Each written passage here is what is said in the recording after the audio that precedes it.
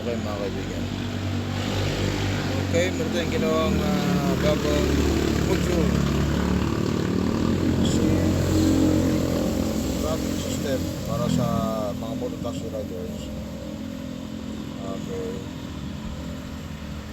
Yan.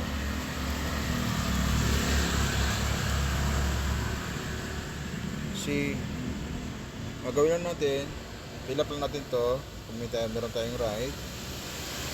Halimbawa, ang kinita mo ay 50, just click it and then wait. Automatic yan, magkakaroon kayo ng input dyan. Automatic yan.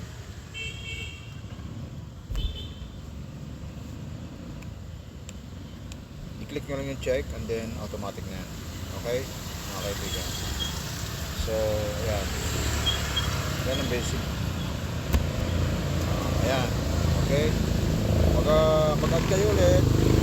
Kunyari may tinakbo kayo ulit. At ang inyong takbo ay, ang fare ay 100. Okay. Automatic kukuhanan niya yung 18%. Pag chinik, okay, yan. Kita nyo agad, yung 18% nakuha na. Kasi 18% ang kinukuha ng sa akin bilang master. Pag ikaw ay master sa Joyride, 18% na kinukuha sa iyo. So, makikita mo na agad kung magkano yung rate na nakuha mo. Okay? Halimbawa naman ay 150 yung fare. Okay? So 170 halimbawa. Yan. Click mo lang to, check. Yan. And then click mo yung nasa taas. Ayan. Automatic. Ayan. One more. Halimbawa, tumakbo ka ng 150 or 180. O kaya 115, 115. Yan yung fare. Click mo lang yan. Automatic. Yan. Okay, register dyan. Yan. Ngayon, pag naggasolina ka, halimbawa, naggas ka ng 200. Gas in case. Lang na. O, 200 gas, check. Okay. Ilagay mo dito sa gastos. Yan. Ginastusan mo yung gas, yung mga tawag yan. So, ilagay mo dyan 200. Okay. Okay. Ilagay mo yung amount para makuwenta. Ang kukuwenta niyan, yung system na. Pag check mo, mababawasan yung ayan, naging 235 na lang. Kasi ninyo, again, tanggalin natin ha, undo. Okay, undo natin. So, ito, para dapat nakalagay dyan gas. Ayan, yung ginasusan mo, ang tawag dyan ay gas. Or gasoline. Alright, check. Ngayon, ilagay mo yung presyo niya dito sa gastos. Okay, ilagay mo 200 halimbawa. Alright. So, pansinin nyo ha, 435 yun ha. Yung nandun sa kanan, sa green. Yung neto mo, yung income mo, 435. Malinis yan. Pag click mo, i-subtract nyo yung 200. Automatic nyan, nakikita nyo. Magbabago yung, yan, 235 na lang. Sabihin nyo ha. Tatanggalin natin yung 200 ha. 1, 2, 3. Okay, tanggal yung 200. So, babalikan sa 400. Okay. Check lang natin para lumabas. Ayan. Ayan. Kita nyo mga kaibigan? Oh, yun o. 435. Pag nilagyan mo na, ibalik mo yung 200 na deduction, mangyayari yun sa 435 na yan, 200 deduction yan. I-click mo lang ito. Check. Yan. At yan ay yun o, 235 na lang. Pagbabago yan, matik. Yan. Okay. So, ang purpose nito, ng module na to, yung 50 pesos mo na pamasahe na nakuha mo sa pasahero, babawasan ni Joyride ng 18% yan. At yun yung magiging ano mo, may bawas yan, no? May bawas yan na 18%. Okay? Ganun itong 100, mababawasan din yan ng 18%. Yan. Ngayon, ang mangyayari dyan, Pagkatapos ka ng mag-ride, no, after the ride, kumita ka ng 235. Okay. Ngayon, may mga deductions mo dyan. Ngayon, nag-top up ka. Okay, tumakbo ka pa ulit. At 300 naman ang presyo. Halimbawa, 300. Alright. Okay, nakuha ng 300. Napansin ninyo, nag-adjust na. 54. Ang kinita sa'yo ng Joyride, 54. Ang kinita sa'yo sa 300. 535. Ngayon, nag-top up ka ng 100. Ngayon, nag-top up ka. Pinulang ka na. So, top up ka ng 100. Okay. 110 nila. 111. Okay, 111. Top up yan. O yan, magbabawas yan. You know, 424 na lang. Huwag nyo kakalimutan, lagyan nyo ng label. And that is top up. Ayan. Yan yung pwedeng magastos natin dyan. Okay, yan. Tapos, meron tayong monthly amortization sa motor. Huwag natin ibawas muna yan. Okay, yan lang muna. Okay. Pero, hindi, isama natin yan kasi obligasyon yan, di ba? So, magbabawas tayo. Paglagay tayo ng deduction na dito, nilagay MA, monthly amortization ng motor. And that is sa daily basis, yan ay 64. Sa akin, 70 pesos monthly. Okay, boom. Magbabawas yan, okay? Tapos, monthly amortization ng motor mo, yan. At yung maintenance mo, yan. Lagay mo, maintenance.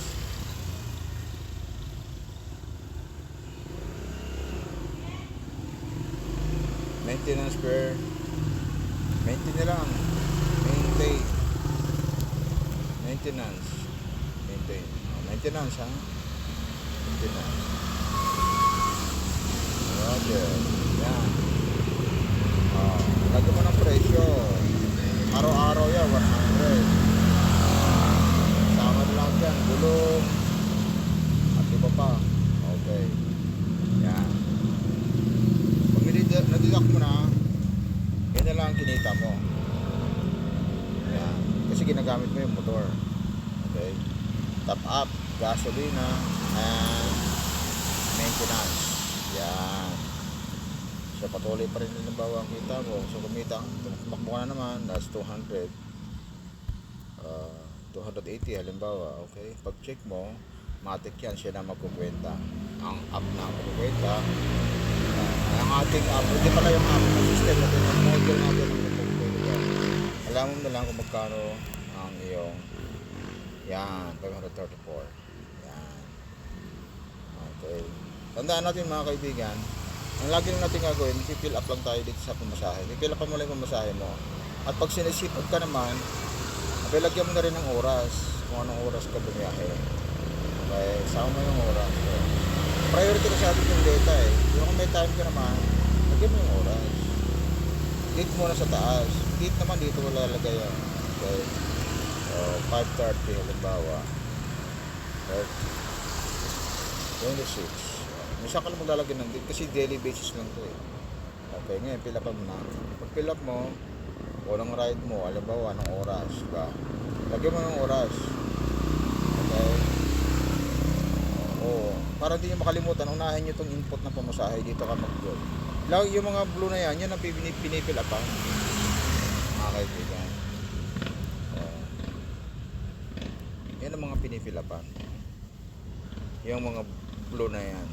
Okay, sky blue. Yan. Ngayon, pag sinisipag kayo, gusto nyo ma-analyze talaga kung magkano ginastos nyo maghapon, itaran nyo dito. Yan, total expenses. Pag nagtara naman kayo dito, halimbawa, lagay ko dyan 300. Okay, tapos dito, nag-top up mo, may ginastos ka ulit, nag-gas ka, 500 na naman, halimbawa lang. Yan. So makikita nyo agad, sa taas dito, magtutotal na agad yan. Ano man ang ilagay mo dito, ano man naglagay ka 300 pa ulit. Pag check mo, makikita nyo, nagtutotal yun. Nagtutotal yun nasa taas, nag-a-adjust. Okay? Nag-a-adjust yan. Ganon din, same din dito sa top up. Kung ang top up mo, halimbawa, nag-top up ka ay 300 o kaya magkano tinap up mo? 200. Halimbawa lang. Ayan. And then, huwag mo na pwede mo isama yung pagkain para mamonitor mo kung magkano na yung kinain mo. Lagay mo lang dito sa food kung magkano yung kinain mo. Okay? Kung kinain mo ay 150. Alright. Pag ano mang i-input mo rito, tututalin niya lagi sa taas. Okay, dito naman sa dito naman sa isa i-load. Kung magkano ni-load mo rito, yan. Ngayon, ipasok mo lang ngayon. Pero yung sa motor, wag nyo nang isama yung code sa ating operation para ma-monitor natin. Yung pagkain kasi normal lang yan eh. Huwag natin isama yan sa kwentahan natin. Kaya na i-highlights natin to. Itong code, ilalagay din ng kulay. Yan. Huwag natin yung isama. So, sasama lang natin lagi itong i-load. Yan. Kung magkano niload mo, load ka halimbawa ng 50 pesos, 55 halimbawa yung load na pinakaga mo sa i-load. So, yan yung i-deduct mo. So, 55. Yan. Yan. Yan yung mga bagay na nilalagay mo dito. The same dapat ang nandyan. Kung ano nandyan, kung nakatapat dito, ngari, ano bang, yan, yung load, meron naman yan eh. 200 yung top up. At tapat nyo rito. Kung mayroon kang top up na 200, dito may tapat yun. Ayan. So, yung gas mo, gastos, ito ay gasoline. Yung gasoline yan, dito may tapat sa 200 sa gas. Okay. 200 okay mo. Boom. Talo niya kung magkano nang nilagay mo dito. So, ano yung corresponding value rito, ilagay mo rin dito. Tapat. Kaya nga may row yan, nakatapat yan. Yan. Ito naman sa kabila, ano lang ito, nasa iyo na to. Kung gusto mo lang yung monitor mo, yung status ng top up mo, ano yung status ng gas mo. Ngari, dito, kung ano yung gas mo, kung 2 bar na lang yan, ilagay mo 2. Monitor mo lang, kasi para malaman mo, monitor mo yung mga takbo mo. O kung ano pa yung outstanding top up mo, kung may 100 pero ka ng tira dyan. Ito, manual input na lang to, guide na lang yan. Nasa iyo niya lang kung gagamitin mo yun o hindi. Hindi masyadong mahalaga. Pero ang mahalaga kasi ito, dito kasi malalaman mo kung magkano na yung mga ginagastos mo araw-araw. Yan, monitor mo. Bawat kain mo, ilagay mo dito para malaman mo kung magkano ang ginagastos mo sa kain. Okay, sa araw na ito. O magkano mga ginagastos mo, ilagay mo rin dito. Yan. Ayan mga kaibigan. So actually, pwede mo rin, huwag ka na maglagay dito, pwede din. Kasi meron ka naman dito. Mga kaibigan, pwede yan. Tapos, kung magkano nakuha mo dito, totalin mo dyan, yan yung i-add mo ngayon dito sa gas. Gastos. Ayan. Pero kung nilagay mo na lahat dito sa green, lahat ng gastos mo nandito na. So, gagawin mo na lang, pag sa pinakahuling biyahe mo, kukunin mo tong 182. Ano ba yan? Yan yung top up. Yan yung top up na kinita ni Joyride. Okay? Para makita mo yung malinis. Yung pinakahuli mong takbo, alam mo, pinakahuli mong takbo, 280, halimbawa, ito, ride 6, naka-6 ka lang na takbo. Yung pinakahuli mong takbo, ito, yung input na yan, yung total na kinuha na Joyride sa'yo, yung kinain niya, idagdag mo yan dito. 182.7. 182.7. Ayan, yung kinita ni Joyride, iaawas mo yan para makuha mo yung malinis sa araw na ito kung magkano ang kinita mo. So,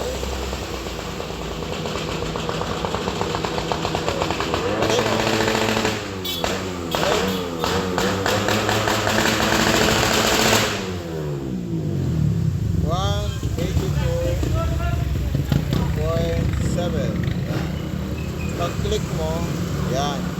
Yan na lang ang malinis mo. 351 na lang. Yan, dyan mo makakuha, makikita kung magkano ang kinita mo sa biray. Okay? Maraming salamat mga kaibigan.